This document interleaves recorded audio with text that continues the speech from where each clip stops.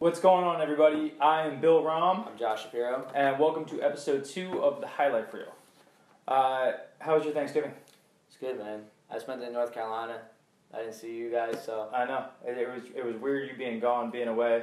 We didn't have as much time to prep for the show this week. No. But we think we have a fire episode for you guys, so we're going to jump right into it. A lot went down that week. A lot went down this week, and that leads us to the headliner. Headliner this week is college football. College football had a lot of craziness, a lot of wackiness. The number one story probably in college football is that Alabama lost. What do you take from that game? Well, every time Auburn and Alabama played, it's a classic. Bring it back to when they returned the kick. Remember that? Mm-hmm. That was insane. So, I love when Auburn beats Alabama because I'm more of the underdog guy. And I'm just tired of seeing the same teams in college football win. So I was happy to see Auburn perform and beat them. I think it was a really big moment for Auburn. They already beat Georgia when Georgia was the number one ranked team in the country. They're going to face Georgia again for the SEC championship. I think you have a strong case that either team wins the SEC championship. We know that team probably deserves to be in. Yeah. And I think one of the SEC champion teams deserves to be in. On the flip side, you also saw Miami take a bad loss, a bad L against Pitt. And going in the ACC championship game, you're going to have Miami versus Clemson. Clemson's currently ahead by a little bit. I think the ACC champ is going to make it in. Because if Miami beats Clemson, they deserve to be in. Yeah. Clemson beats Miami, they deserve to be in. Then we go Oklahoma. If Oklahoma beats TCU, which I anticipate them to beat TCU. I agree. If Oklahoma wins, there's 3 teams who are in. And Alabama is now sitting on this cusp of, you're not a conference champion now.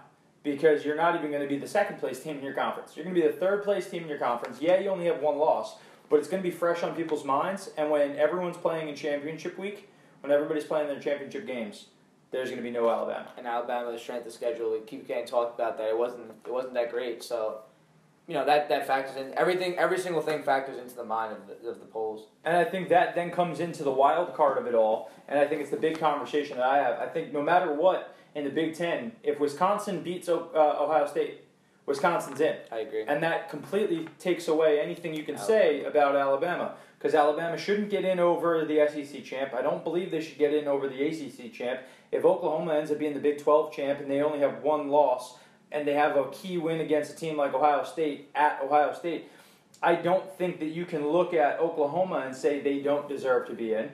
And then Wisconsin at undefeated, they'd absolutely have an argument that you have to put them in. The real question, I think, comes if Ohio State beats Wisconsin in the Big Ten championship game, who gets in? Big Ten champion, Ohio State with 2 losses, or Alabama, previous number 1 national championship winner? Alabama. See, and I disagree. I don't think it's just what. That's just what it's going to be. But and I had this conversation with somebody the other day, and it was, if you have Ohio State, which has the exact same amount of prestige as a school like Alabama. Ohio State's been in national championship games. They've been in the college football playoff. Yeah. All these years, it's existed. Just like Alabama. Obviously, Alabama's had more success in terms of winning it. But Ohio State's not like a place that you can just snub and move aside. They're going to have the 1 bad loss against Iowa, who also ended up having another key win. And then they lost to Oklahoma, who's going to be in, who potentially could go in as a 1 or a 2 seed into the college football playoff. It's hard for me to look at Ohio State beating an undefeated Wisconsin team and not getting into the playoff. But I wouldn't put Ohio State in over Oklahoma, Big 12 champion. I wouldn't put them over the ACC champion. I wouldn't put them over the SEC champion. Alabama, to me, this is a big loss, and it's going to really test the integrity of the college football playoff system. Yeah. Because you're going to have a team that doesn't make it, and there's not an objective measure of why. Do you deserve, do you not deserve. It's really going to be like, I kind of like you. And I think that's going to be the biggest test that I think the college football playoff has had so far. It's not when you have a bunch of teams that are undefeated. It's when you have a bunch of teams that have varying levels of loss. Which one means more, right? It's so subjective, and it's difficult. Staying with college football, you saw a lot of firings already have started to happen. You had Mike Riley go to Nebraska. We see Chip Kelly. Chip Kelly got hired, yeah. Getting another job. The big talk, though, was what happened and what went down with Greg Schiano. So, for people who don't know, Greg Schiano was an assistant at Penn State at one point in time in his career, and he kind of got lumped into the Paterno-Sandusky child abuse issue. He was in the NFL as a coach. He ran Rutgers for years. He's currently a defensive coordinator for the Ohio State Buckeyes. So he's got a job now, and Tennessee had a signed agreement with him, was going to hire him, and then pulled it back because there was so much protest to him being hired. And a governor said that it's the football coach of Tennessee is the highest paid employee of the state. Wow. And they can't have somebody like that be the highest paid person in the state. What do you think? Oh, man. That's tough. He was linked to it, everything, you're involved, so you kind of are guilty with association in this instance. To me, it's up to like you said, it's up to the school. I mean, it's the way they want to be portrayed. You know, I'm not saying he's in the wrong. I'm not saying they're in the wrong. It's honestly, it's another subjective matter where it's up to the school, and however they feel is right that they want to represent themselves is the way that they have to go. You know, I don't think they're discriminating against him. Yeah. And I don't think that he has a right to be angry, but I don't think he has a right to be on a pedestal that maybe that they don't want to put him on. Yeah, and I think that's a tough thing. It's difficult when you're a state employee and you have something like that because people are going to go into it and it's going to be a point of contention. At the same time, I don't think that every single person who exists inside of the bubble that was Penn State has to have the rest of their career tied to this thing when you have no idea. Like, no one knew for decades, right? Like, to think that every level of this had some idea that this one person was doing these terrible things. Like, do you have a coworker who you know everything that they're doing in their life? You might work with them every single day. You're doing stuff with them every single day.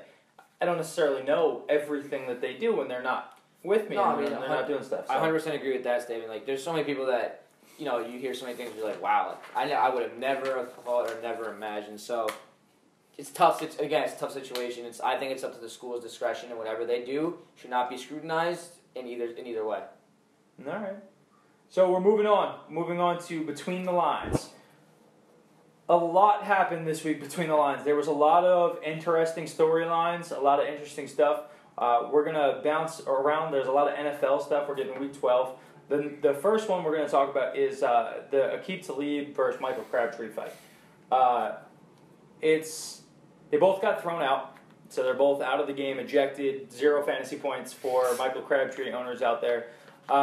And they've now both been suspended for 2 games.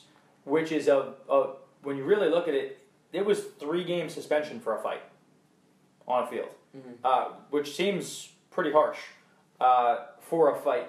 What are your thoughts?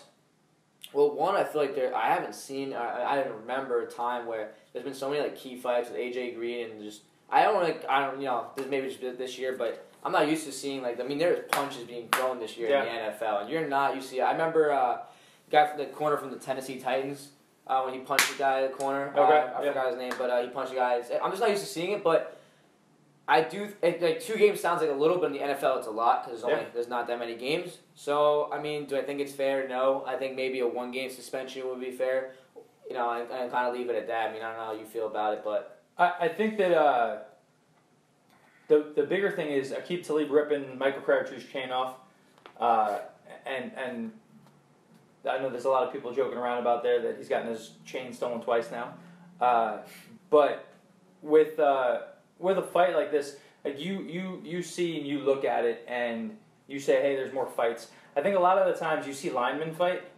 Yeah. And everybody's used to that because linemen pushing each other is what they do. Yeah. So when you start watching wide receivers and corners throwing punches, you start being like, oh man, it's different because those are the flashy people. Those are the not the grinders that you expect to be hitting people, and you're just seeing it more. And Listen, this happened fast in the game. It's two people who are in the same conference. It's a big game. It's a big divisional game. Talib seems to get into fights. He seems to get into problems. He seems to get into trouble. This is the first time that I've seen Crabtree really have an issue like this. I think 3 games of suspension is hard. I think 3 games of suspension is hard because really, if you talk about the thrown out game, you lost that entire game, and now you're going to lose 2 more games. So you're losing 3 out of 16 possible games. I see what you're saying there. That's a lot of time lost. That's like missing 20, 30 games if you're a baseball player. Could you imagine a guy threw a punch, he got 20, 30 games? That's why I'm saying it's a 1-game thing. If you look at the MLB when they suspend guys, it's usually like a 5-game thing for a pitcher, which is one thing. Yeah, which is a week, which is and NFL 1 game is a week. Yeah, that's already NFL's all over the place to begin with. So I'm not surprised here. They have some issues with the league in general. Yeah. So we're going to switch topics. We'll bounce around back to the NFL in a minute. But the other one was a story that really was fun to watch, but also crazy to see. Alabama basketball playing 3-on-5 versus Minnesota. Fight breaks out. Guys are going back and forth that they want to clear off the bench to go out and break up this fight. The guys who do come out finally all have to get ejected. Everybody who left the bench gets ejected. So now they're playing. They only have 5 players. 2 guys. One guy gets hurt. One guy fouls out. And now you have a 3-on-5 basketball game. And the rule states that if the officials think that the other team has a chance of winning, that the game continues. Yeah. And you can play 3-on-5. Because typically if you have 5 guys on the bench, you can't play 3-on-5. You have to put somebody out there on the court. But in this rare situation, the refs get an opportunity. And the game ends up being 89-85. Who does this say more about?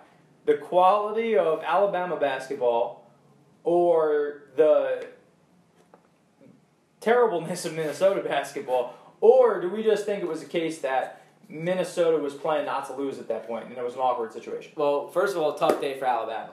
Yeah. For their school. Yeah. They lost in football, and then their basketball team has 3 guys playing. That's amazing. I saw that and I was like, wow, that's awesome. I think it was Minnesota just kind of playing not to lose at that point. In your head, you're like what is actually happening? You start doing things that aren't normal to you, and you start missing shots because you're worried about X and Y. Yeah. So I think it was just them trying to holding on for dear life because they're almost like, oh my God, what just happened? And they're in pure shock. And Alabama, those guys are playing hungry. They leave something to play for, So it's like when you play that game of basketball when it's 1v3 and you're always like, I'm just gonna beat I'm gonna beat these guys. It's kind of how they were playing. Yeah. It was interesting. It was interesting to see, and definitely you could see that they were lost. They were playing a little too hesitant. I was wondering why they didn't just press, go hard. Press the ball 2-on-1, and every time just trap the guy and try to get him to turn the ball over. They kind of played back and let the guys swing the ball around the edges and wait for the shot clock to tire out. Just amazing that it was 89 points, 85 points. Yeah. How did 3 guys score 85 points in a game where there was nobody playing? Going back to the NFL, because the NFL had some amazing performances. Phillip Rivers, 435 yards passing, 3 touchdowns. The Chargers beat the Cowboys 28-6, and they're currently now 1 game back with the Chiefs after a loss to the Buffalo Bills. What's going on with Phillip Rivers and the Chargers? I don't even know what to say about the Chargers. It's interesting. They started off terrible. Phillip Rivers is an experienced quarterback. He's been through it all. I love Phillip Rivers personally. I love Phillip Rivers. Yeah, he's this. You don't hear a word about Phillip Rivers. He goes out and he does his job. I also saw he has 8 kids. Really? Yeah. Good for him. And he also still lives in San Diego, and he drives up to L.A. every day. He's going to play on his own football team with his kids. Every day. The Chargers are interesting. I love Phillip Rivers. He always gets forgotten about because the 2 other quarterbacks who were drafted with him, seriously, J.P. Lossman on the Bills doesn't count. Hashtag salty Bills fan. Ben Roethlisberger and Eli Manning. Both have multiple Super Bowl championships. Both are in the same draft class as Phillip Rivers. But if you look at the passing statistics, out of those 3 quarterbacks, Phillip Rivers is better than both of them. His team has never been there to win. You never know why. You see a game like this, 435 yards, 3 touchdowns. You beat a Dallas team that is kind of on the ropes right now, They're not what they expected to be. They look like a slightly above 500 team. I think the Chargers are going to win the division. Oakland Raiders were supposed to. Broncos were supposed to be competitive. Yeah, it's a the weird team division. to beat was supposed to be the Raiders. And now you look at it, and the Chargers are stormy. You can't really look at them and say, hey, they're going to have these issues. They have all these weaknesses. They look strong. I think the Chargers come back and make the playoffs with an 8-8 record or a 9-7 record. That division stinks. Do they do anything in the playoffs, though, the Chargers, or you see them just kind of being a one and done? I think that their offense is dangerous and the AFC is weak. You know, if you're the Patriots, like, do you really want them coming all the way across and throwing the football around? Phillip Rivers is just as wily and excitable as a guy like Tom Brady. I mean, they're very similar players. Yeah. Size, movement-wise, throwing-wise, career-wise. Like, Phillip Rivers and Tom Brady are very parallel with each other. Yeah. Phil just hasn't had the success team-wise. I think that has more to do with San Diego than it does Phillip Rivers. Okay. But I think that Keenan Allen can ball. That passing game can ball. Melvin Gordon is good. That team has the offensive weapons to win a shootout game. Yeah. And you have a quarterback who can win a shootout game. Yeah. Do you want that? The Patriots' defense has been suspect at times this year. The Steelers have been suspect this year. Do you really want to see the Chargers? I wouldn't. Last one for Between the Lines this week, Julio Jones, 253 yards on 12 catches, 2 touchdowns. It's the most 250-yard games in the NFL at 3. And is he the best wide receiver in the NFL? No. Who's the best wide receiver in the NFL? Antonio Brown. Antonio Brown. Why? Yeah. Now, Julio Jones is a much more physical, imposing guy than Antonio Brown. But if you watch any of these episodes, you know what I feel about Antonio Brown. I think it's consistency. And some of it has to do with the team. Some of it's not on Julio Jones. It's all, again, you're relying on a quarterback to throw you the ball, right? And Matt Ryan and Ben Roethlisberger are both very, very, Matt Ryan's an MVP, so they're both very capable quarterbacks. So to me, it's just Antonio Brown. I like Antonio Brown. It's probably because I'm an undersized guy and I like seeing someone like that. I love Antonio Brown, and I think that he has every route in the route tree. He has everything you can possibly do. But Julio Jones, when he is on his game, he's a beast. When he's on his game, he scares you like Randy Moss scares you. Like, when Antonio Brown is on his game, he'll catch 18 passes for 200 yards, right? And he'll beat you by catching a ton of balls all over, different route trees. And it's demoralizing because he beats you with everything. Yeah. Julio Jones, you can know what he's doing, and he'll just go out and just kill you. Yeah, he's a beast. Which is an amazing talent. And again, 250-plus yards 3 times, most in NFL history. To think that guys like Randy Moss, guys like Jerry Rice, guys like Antonio Brown have never done that. More of a passing league, but absolutely, but still, to think that no one else has done that he is crazy. A beast. It's crazy. Julio Jones is a beast. Moving on, guys, we're going to move on to Moments of Greatness. Moments of Greatness, if you guys don't know, this is your first time watching the episode, it's our fan-submitted videos. We're going to break down some of the coolest videos that we saw this week of people having their sports moment of greatness. First one we got, little dude coming back. 19 months old. 19 months old, getting ready. Look at his form, hips fire first.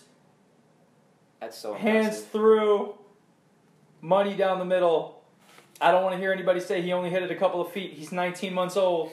He just hit it straight. Look at the finish. The finish is great. Look at him staring at it. Yeah. That's awesome. Moment of greatness right there. Shout out to him, man. And I think it's more a moment of greatness for Dad than it is for him. Dad's hyped. What do we got next? We got a rec league basketball game. Am I doing crossover?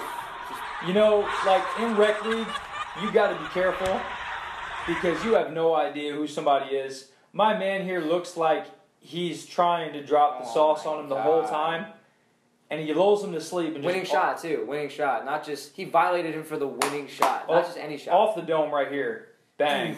Like you've seen it. What are you doing after that? If you're that guy getting the face, I'm walking home. You're not showing. I'm not driving my car either. I'm walking home. You're not showing back up in that court. I might run somebody over. What do we got last? Our last video is another golf one. See, this one I've seen. That's insane. Guys, he hit this backwards. That's unreal. And put it in the cup. If I ever hit a shot this good, I'm done with Ever. golf. I'm done with golf. I'm probably done with golf. Yeah. I'll play disc golf. I'll do something else. I played this. I'll play putt-putt golf. But I don't know how you can go with the reverse bunker shot in the cup. I can't even make a putt from 10 feet out. So that's a whole bunch of nope. That's the most moment of greatness of the week. Yeah. Absolutely. Guys, rounding out the day, every time we end the show, we end it with the finisher. The finisher is something where we want your guys' opinion. We want you guys to leave your comments to what you think you would do or what you think is going to happen. We're talking about Shohei Ohtani, also known as the Babe Ruth of Japanese baseball. He's 23 years old. He throws 100 miles an hour. Last year, he batted .326 with 30 home runs. He had a 2.61 ERA with 179 strikeouts and 155 innings. That's nasty. He's trying to come over to MLB. He's asked for every team to submit a written proposal of how they would use him. And he's going to choose his team based more on the other things than just who's going to pay him the most money with his first contract. Well, the thing is, he's actually limited to the amount of money he can make with the by a team. Yep. So he's actually losing money by coming over now instead of coming over a few years later. Yep. So, which I like about the guy, which shows, hey, I mean, listen, he's still not getting cheap money. Like, he's getting millions of dollars. But it shows me that he just wants to be in the USA and wants to play, MLB baseball.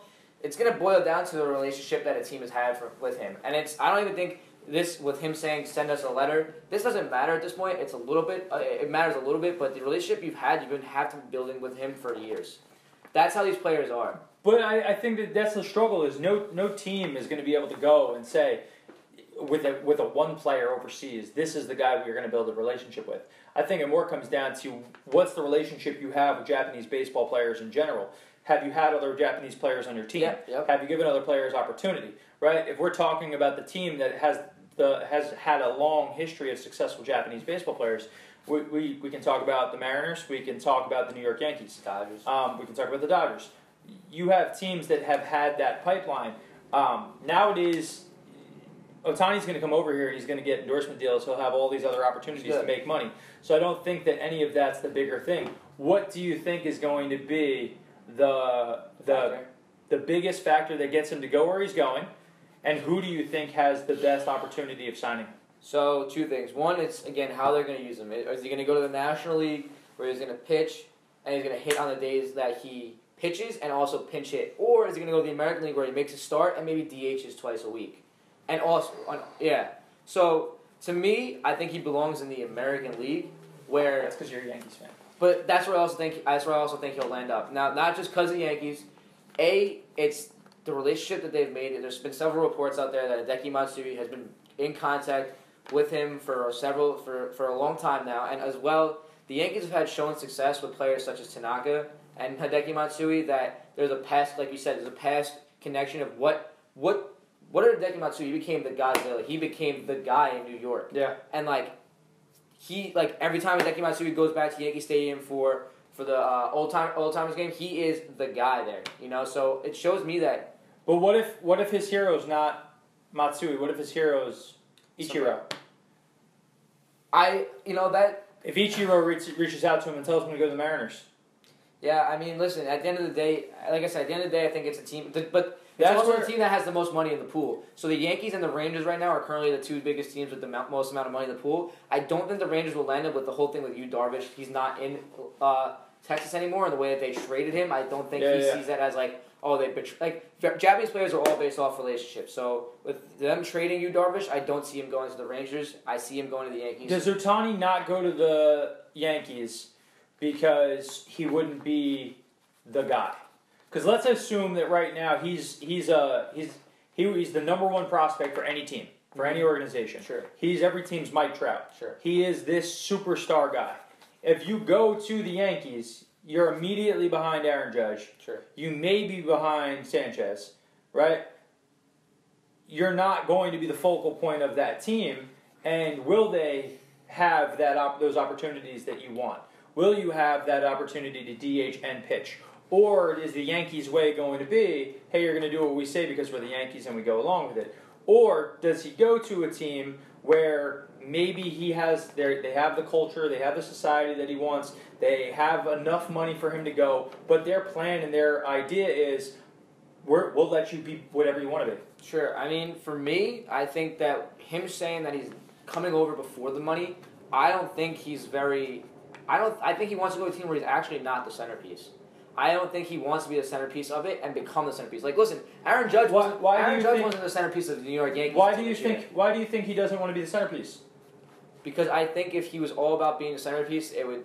I think I think he just cares about what his role is. I think he wants to make sure that he has a big role in the team. But that's my thing. I don't think that means he's necessarily a centerpiece. Yeah, but I'm saying he's not the guy that you're putting on posters necessarily. I think he's a guy that. But if he wants to be the guy who's on posters, he wants to be Babe Ruth. He wants to pitch and hit in MLB, show everybody he's the greatest baseball player of all time. He can do that in New York still. But again, he Aaron Judge. Think about this. Aaron Judge became Aaron Judge this year. Aaron Judge wasn't Ohtani before. Again, I haven't. All I'm saying to you is you love the Yankees and you're trying to sell that the Yankees are absolutely the best spot for him to go. I don't think the Yankees make the playoffs next year. So to think that he's going to go to that team, he's not going to be the best guy on the team in terms of celebrity, right? But he could go to a team, again, just to put it out there as different organizations, a team like the San Francisco Giants, right? You culturally he would fit, I think he would fit right? well there too. He gets to be in the National League where he gets to hit when he pitches at least, but you also have a team that wasn't so dominating this year that they couldn't use a guy who's a hitter to play outfield, to play another position. Oh no, I think. What position does he play over in? I believe outfield. He does play outfield. They said that he was better than the starting center fielder for the team that he played for, and like that he's just like the best athlete on the field, just no doubt. So I wonder if he's not a starter in Major League Baseball, he's a reliever. Does he go and play the outfield and then pop You know in? what? It's interesting. Baseball hasn't had someone like this in a long time. I mean, another guy that's like this is Hunter Green, who just got drafted from the Reds, and he's another guy. He's in the he just came out of high school, but he's another guy who throws X and bats what he does. So I know years ago, Ike Davis on the Mets. Yeah, he was the closer for Arizona State. I think Arizona State. He was the closer for Arizona State, throwing 90+ lefty, but he was first baseman, right? And the Mets had a situation where they lost a bunch of guys. He came in and had to close out a game. Yeah. I think that there's an opportunity there. I think that he wants a chance to showcase it so that when he gets to free agency, people will have to look at him and be like, are you paying him as just a pitcher, just a hitter? Or do I now have to pay somebody $50 million because they're my number one, number two starter? Yeah. And they're my best hitter. You see him being a success, though. Man, I mean, Ichiro had success. Matsui's had success. Tanaki's I think we've seen enough. I think we've seen enough that the best players over there we know can come over here and play. How big a star he's going to be is unknown. But, guys, like we always say, Moments of Greatness was awesome today. The finisher was even better. What do you think about Ohtani? Do you think he's going to be a star when he comes? And what team do you think he's going to choose to want to go to? Comment in the comment section, and we will see you guys next week on the Highlife Reel. Thanks for watching.